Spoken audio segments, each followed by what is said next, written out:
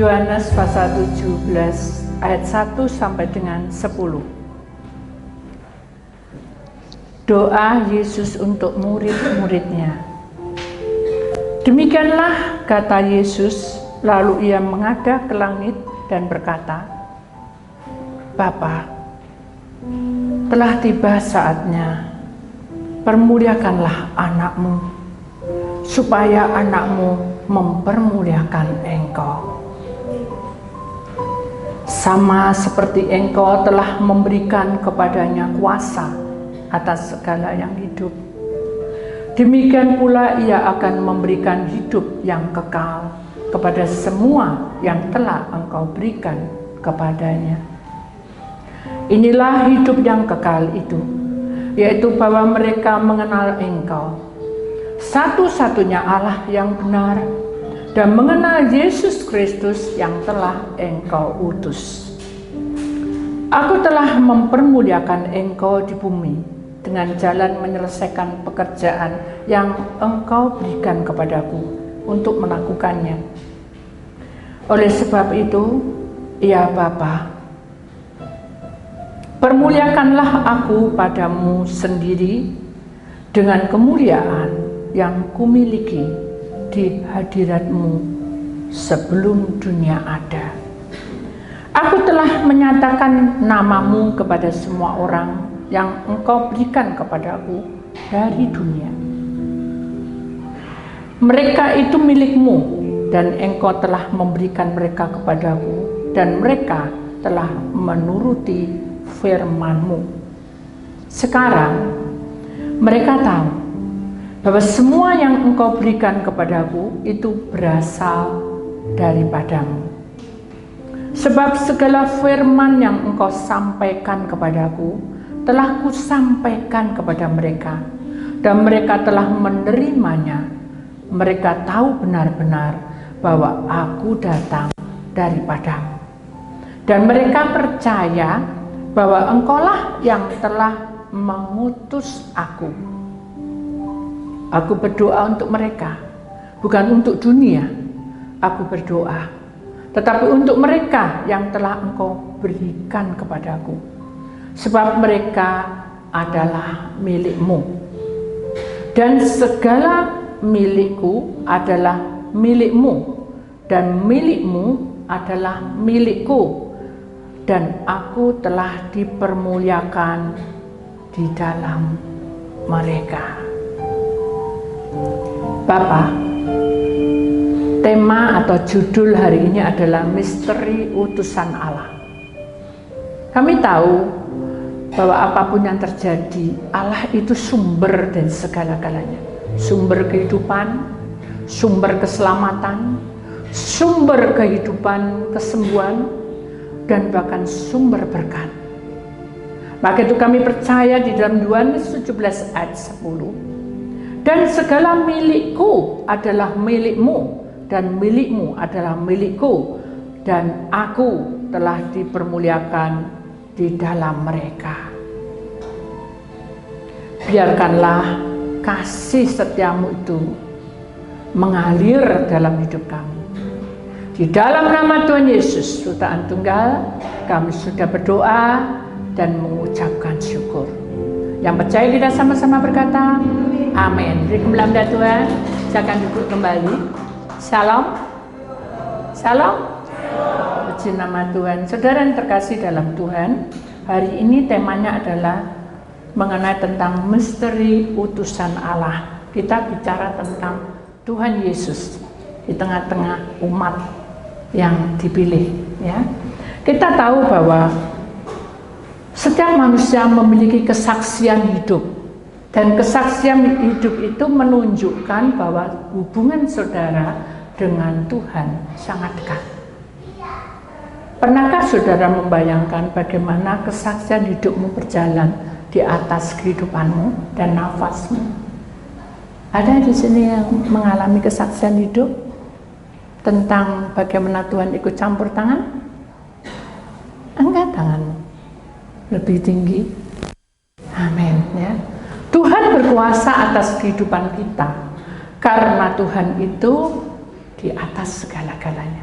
Kita tahu bahwa seluruh dunia akan mengagung-agungkan Allah yang menciptakan langit dan bumi. Dia ada di darat, di udara, di laut, bahkan dimanapun, di alam roh pun Allah ikut bekerja di tengah-tengah orang pilihan Allah. Jadi kalau kita merasa, ya saudara, bahwa Allah itu ada di mana-mana, berarti kehidupan kita bagaimana, saudara? Kita harus punya apa? Pendirian, ya. Kita harus memiliki sesuatu respon, ya. Ada satu gerakan mendekat, ya. Ada satu campur tangan Allah di dalam hidup kita, melewati pekerjaanmu, rumah tanggamu, bahkan sakit penyakitmu, sampai kepada berkat yang dicurahkan di tengah-tengah orang pilihan Allah. Saudara, kalau hidup kita sebagai orang pilihan Allah, maka kita harus sadar bahwa kuasa Tuhan itu melingkupi seluruh jagat raya ini. Kuasa Tuhan itu melingkupi tubuh roh jiwa kita. Tidak peduli itu otak dan aliran darah, bahkan sampai ke tulang sumsum. Itulah Allah ciptakan kita. Dia sangat dekat pada kita. Kemudian kita juga melihat bagaimana pergeseran bumi ini begitu kuatnya. Itu bukan lelucon, saudara. Dan itu bukan dibuat-buat. Karena pergeseran bumi itu, saudara, kita harus tahu bahwa itu benar-benar terjadi, di mana penguasa kejahatan itu menguasai. Iblis itu bisa menyerang sewaktu-waktu di tengah-tengah lempengan bumi. Karena lempengan bumi ini akan buka. Makanya kalau kita belajar tentang roh, saudara, kita bicara tentang lempengan bumi, itu mengerikan. Kenapa? Karena penguasa roh yang dibawa akan naik ke atas. Saya sudah sering katakan bahwa dunia yang bulat ini ada atas, ada bawah. Tapi yang atas biasanya turun ke bawah karena pergeseran bumi, bawah naik ke atas, itu karena pergeseran bumi. Jadi bukan melompat, karena bergeser aja. Kalau dulu bergeser, saudara, dia bisa kembali atas, kembali atas, bawah ke bawah. Tapi sekarang ini atas turun ke bawah, tidak bisa naik ke atas. Bawah dari bawah naik ke atas, tidak bisa turun ke bawah.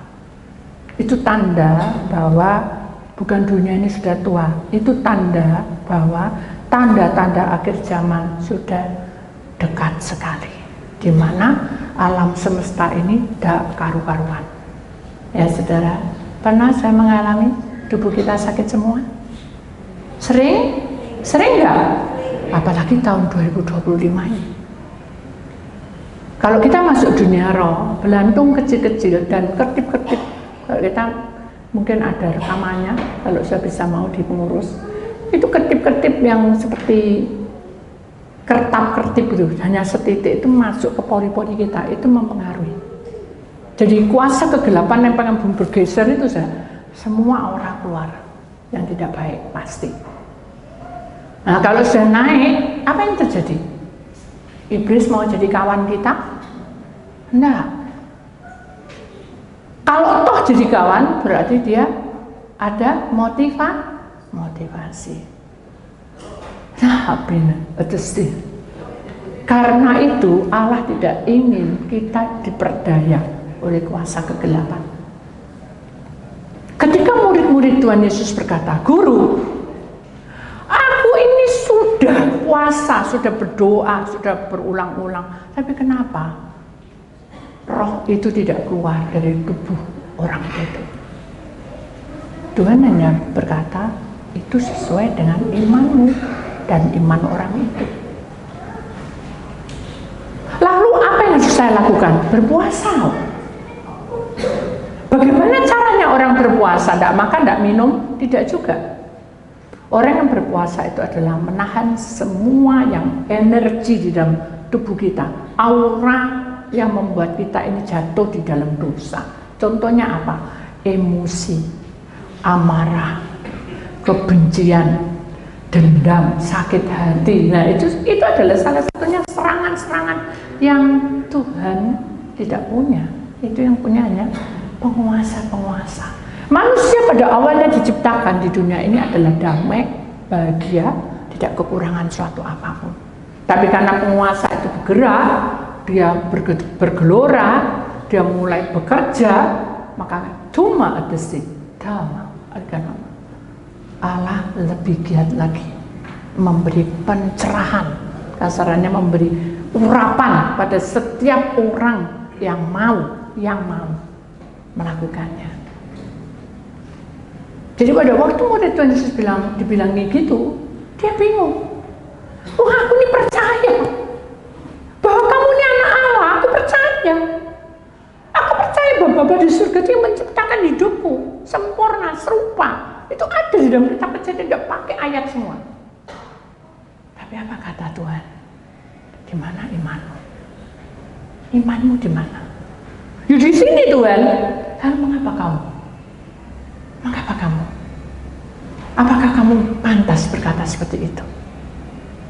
Jadi saudara, kalau kita menjadi anak Tuhan, kadang-kadang kita tidak sengaja, kata-kata kita itu keluar, terlontar, tidak membangun, membawa kita itu menjadi apa ya? Bukan ragu-ragu, akan semakin kecewa mengiring Tuhan. Buktinya murid Tuhan Yesus. Akhirnya Tuhan berkata, kamu harus lakukan dengan kesabaran dan ketekunan. Karena aku adalah pokok anggur dan kamu adalah carang-carangnya. Dan terang dan gelap tidak akan bisa bersatu.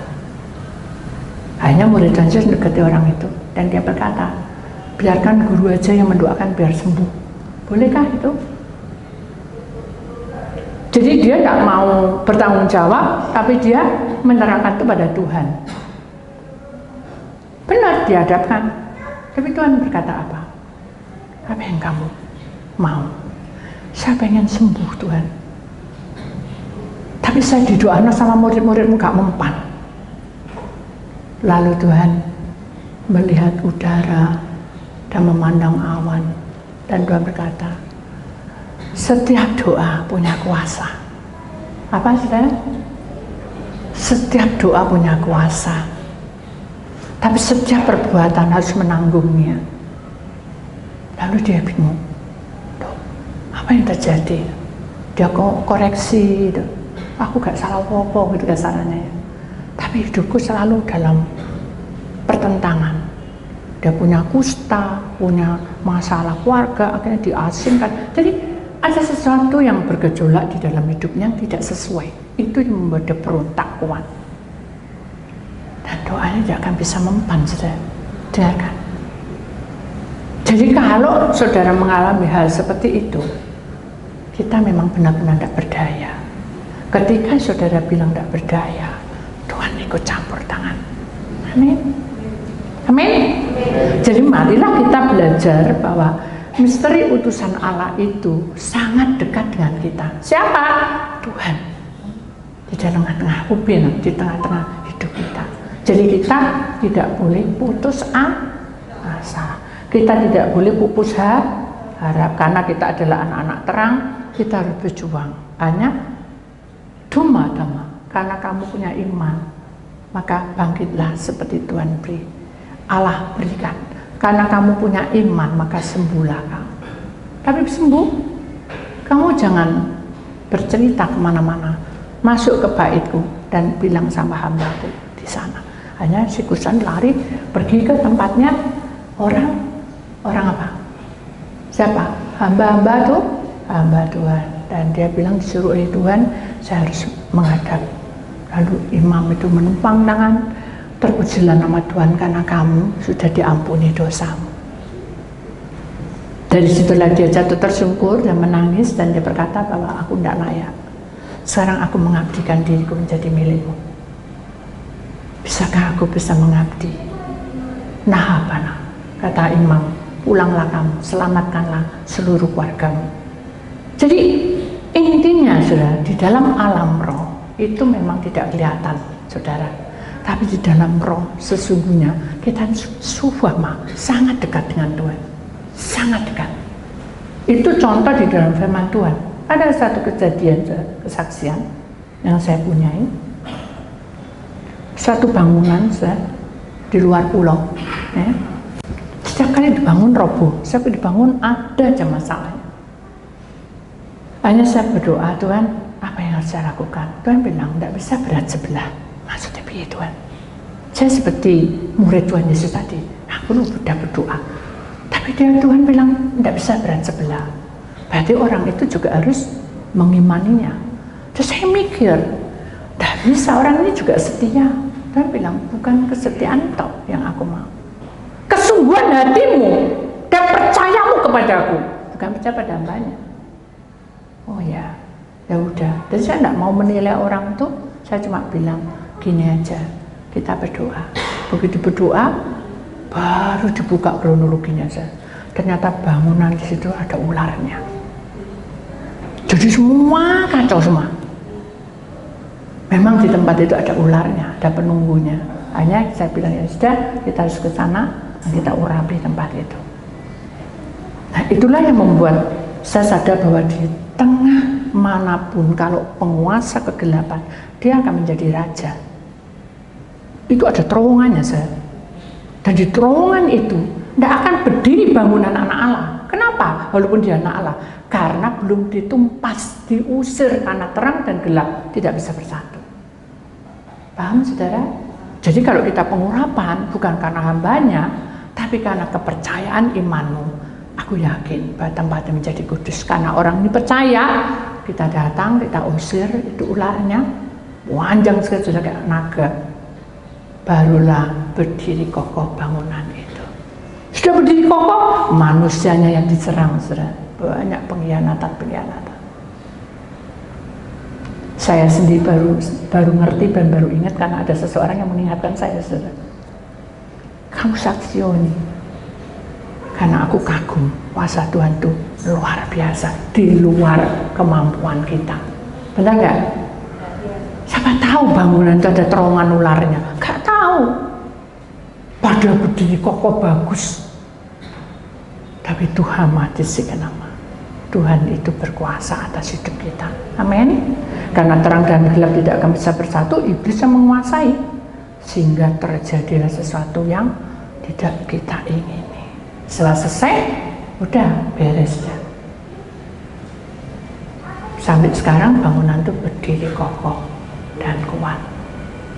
Walaupun manusianya mulai kacau-kacau, tapi saya percaya bahwa Tuhan pasti suatu saat dipulihkan, dan saya juga tidak ada tugas ke sana. Saya berserah pada Tuhan. Tuhan buka kronologinya, sudah nyaman, ya udah kita serahkan sama Tuhan. Itu satu kesaksian yang membuat saya bukan bingung, saya kok bisa ya tanah yang sudah diberkati, ya toh asarannya kan udah diberkati, lempengan bumi bergerak, keluar itu ularnya, ada terowongannya. Jadi kita mengurap itu sampai 3 kali tuh saya. Nggak main-main. Iblis itu mengganggu, walaupun dia nggak ganggu, tapi manusianya yang diganggu, bangunannya yang diganggu. Kenapa? Karena bangunan baru, dia beli semen baru, batu bata baru, kan gitu. Nggak tahu di kali itu ada rohnya, jadi nyampur. Makanya kalau kita pengurapan, kalau belum selesai bangunannya, ya kita berdoa semua barang yang masuk di tempat bangunan ini Tuhan kuduskan lebih dulu. Ketika sampai di pintu gerbang, kita sering seperti itu karena saya tidak tahu. Awal mula saya pelayanan ada terowongan ular sebesar itu, baru di situ saya jalan. Selang sudah lama sekali Tuhan ingatkan saya juga ada satu ruko, saya yang pernah itu rusak gitu, jadi temboknya pecah, terus pokoknya bangunan itu hancur, terus kita diperbaiki, gitu lagi, diperbaiki gitu lagi. Ayo kita berdoa, Tuhan apa sih Tuhan? Ini kata si pemiliknya, ini tanah panas sekali. Saya kalau tidur tuh bisa mimpi tidak karu-karuan gitu. Nah, saya kan tidak tahu, karena saya juga baru kenal. Kalau ini baru kenal. hanya kita urapi, tapi tetap aja tidak enak. Di hati itu nggak pas. Jadi terang dan gelap tidak bisa menyatu. Hanya kita udah puasa aja. Tuhan bilang puasa, 40 hari kita puasa, baru dibuka kronologinya. Ternyata tempat ruku itu pernah terjadi hal-hal yang tidak baik. Ada orang mati di situ. Entah dibunuh, entah apa, tapi itu mati satu keluarga. Sih, kata Tuhan itu harus dibersihkan, dinaikkan ke kemah perhentian. Waduh, kita naik satu keluarga. Begitu saya naik, semua baru kita ngurapi tempat itu, barulah bangun berdiri kokoh sampai sekarang. Jadi pada intinya saudara, iblis itu bisa menyerang ke segala arah. Jadi kalau kita menyadari hal itu, betapa pentingnya kuasa Tuhan di tengah-tengah kita. Amin. Betapa pentingnya perlindungan Tuhan di tengah-tengah kita. Karena itu di luar pikiran kita dan kemampuan kita. Makanya kalau kita berdoa saudara, kita minta Tuhan jagai dalam tubuh roh jiwa kita. Roh itu harus masuk. Jagai tubuh roh jiwa saya Tuhan. Jagai tubuh roh jiwa anak mantu cucu kita. Karena kita tidak tahu, roh yang tidak kelihatan itu bisa sewaktu-waktu mengganggu kita sewaktu-waktu. Kenapa? Karena kuasa kegelapan itu ada di mana-mana. Ada satu kejadian, saya pada waktu saya mengurapi suatu tempat di kota kecil, ya saudara. Saya tahu bahwa di tempat depan rumah itu ada bunga, ada tanah kuburan, ada sikep itu adalah kain, ya saudara. Dalamnya ada sesuatu. Saya juga tidak tahu dari mana, tapi yang jelas itu harus dibuang gitu. Dilepaskan, semua dilepaskan. Nah, orang yang di dalam situ, saudara, masih percaya hal-hal tahyul, ya. Rumahmu tuh aku kelihatan ada rohnya, gini, ada setan yang gini. Hanya dia dengar suara orang, oh kamu pergi ke sana, itu di situ ada pohon yang besar sekali, dan kamu cukup ambil rantingnya, ambil apanya di situ, dah tanam di situ. Itu sarana. Kita tidak bisa menanam sesuatu apapun di bawah tanah ini atau ditaruh di udara. Itu berbahaya. Dan kita tidak bisa seperti itu. Kenapa? Karena dalam firman Tuhan, terang itu tidak bisa menyatu dengan kegelapan. Kita tidak tahu yang datang itu siapa. Kalau kita menanam sesuatu berarti kita memancing penguasa kegelapan makan. Jadi makanya kita harus belajar untuk tahu bahwa utusan Allah Tuhan Yesus Kristus di tengah-tengah kita akan tetap menjadi keluarga kita. Dan terang itu tetap menaungi keluarga kita. Kenapa? Karena Tuhan tidak ingin kuasa kegelapan itu menghantui hidup kita. Supaya kita sadar bahwa kita akan mengalami banyak hal. Nah, yang saya terangkan di sini adalah masa penyerangan itu ada dua. Saudara, pertama adalah dari pribadi kita. Yang tadi itu kan orang tadi sudah diurapi, ternyata pribadi orang itu yang pergi ke hal-hal seperti itu. Atau yang kedua adalah memang penguasa roh itu tinggal, seperti yang di terowongan ulat tadi, memang penguasa roh itu tinggal di situ. Tapi kalau ini saudara, kemauan orang itu pergi dan dia ambil ranting, ambil kayunya dan dia tanam di situ. Nah, itu tidak boleh. Intinya terang dan gelap tidak bisa menyatu. Kan tidak ada dalam firman Tuhan. Karena itu mengalami sesuatu. Dalam hidup manusia itu tidak ada orang yang tiba-tiba menjadi berhasil tanpa tidak ada proses. Maka itu kita harus diproses dan Tuhan berikan waktu pada kita. Kamu mau menerima enggak ujian ini? Itu intinya seperti itu. Kalau kita menjadi anak Tuhan, saudara, kita tahu tabur tuai akan terjadi di dalam keluarga kita kalau kita menyimpang dari kebenaran Allah. Tapi kalau kita dalam pokok anggur yang benar, maka berkat itu mengalir menjadi buah yang berguna bagi semua orang di sekitar kita. Saudara bisa tahu dan bisa memilih yang mana, ya. Saudara mau berbuah bersama dengan Tuhan atau saudara tabur tuai dengan tingkah laku yang kita perbuat. Hal-hal yang tidak baik itu tidak boleh terjadi dalam kehidupan kita. Kenapa? Karena segala milikku adalah milikmu. Berarti Allah menurunkan Yesus Kristus itu adalah milikku dan milikmu. Itu menyatu. Milikmu adalah milikku dan aku telah dipermuliakan di dalam mereka. Berarti saudara, Allah dan anak menyatu, manusia dengan manusia punya hukum kasih, kemudian menyatu, akhirnya kita mendapat urapan dari Allah. Itu yang penting, saudara.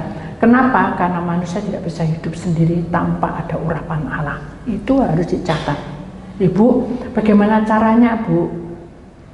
Ada satu ayat sudah di dalam sini, di sini tidak dicatat.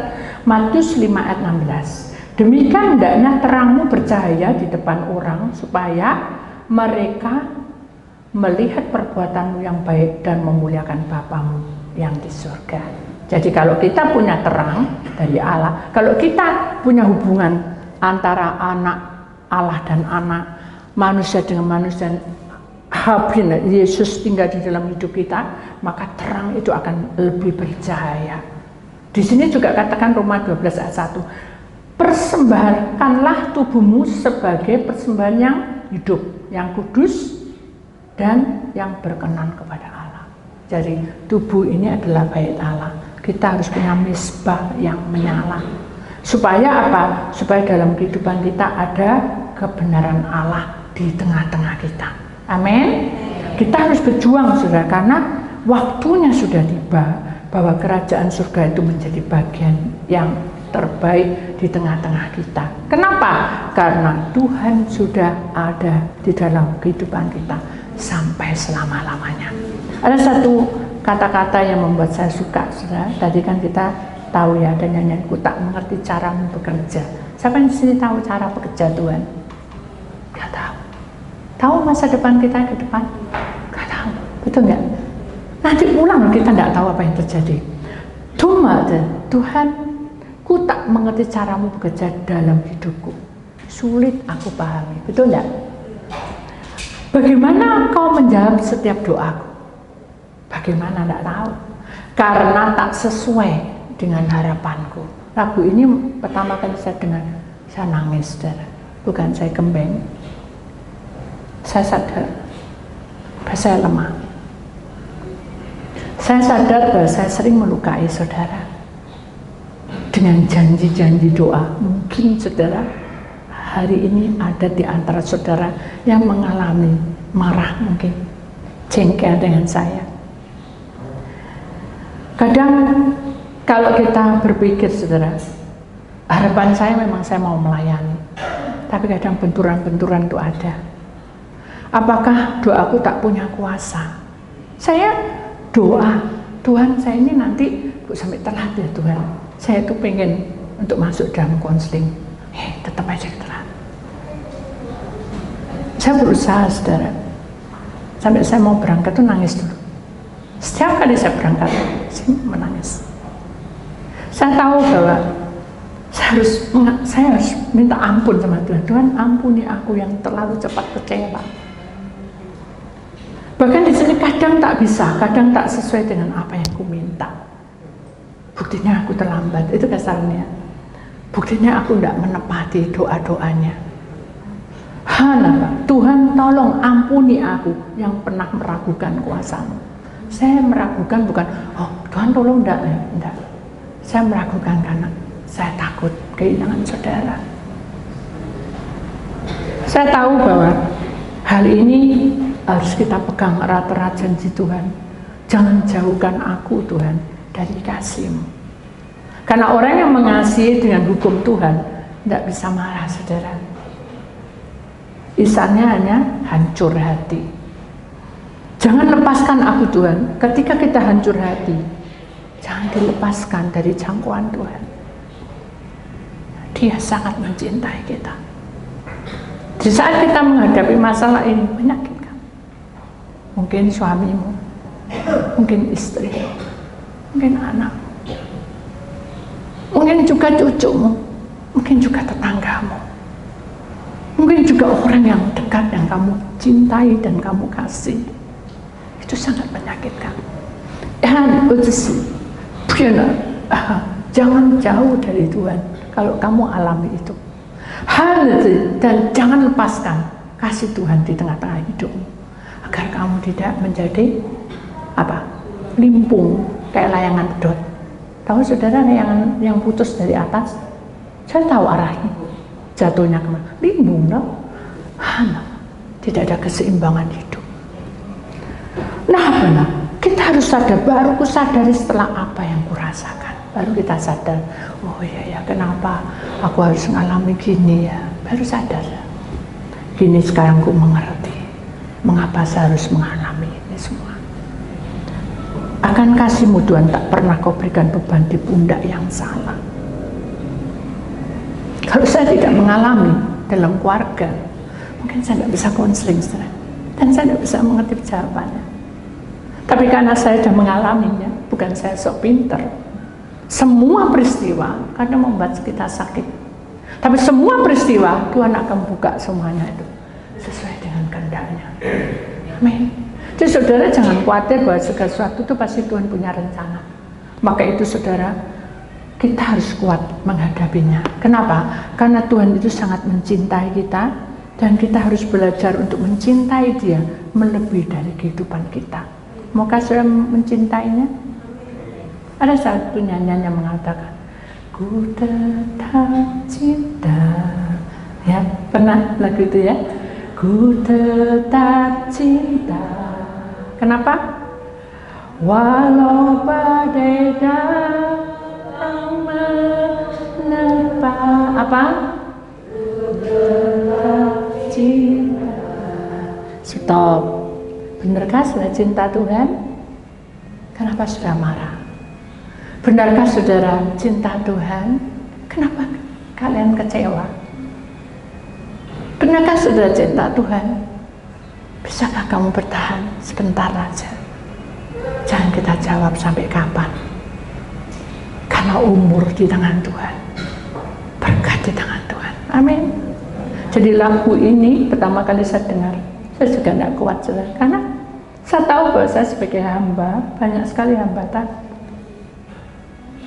Dan saya tahu bahwa terlalu banyak Tuhan sudah menolong hidup saya sampai detik ini, yang saya menjadi kagum karena saya bisa berdiri dan mengucapkan firman.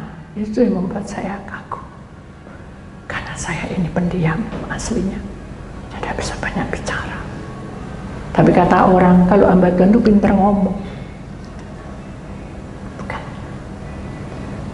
Saya tahu bahwa Tuhan yang memberikan hikmat pada saya. Dan saya sadar bahwa hidup saya tidak berarti tanpa Tuhan. Saya diangkat karena saya mau Tuhan ajari saya. Demikian juga hidup saudara.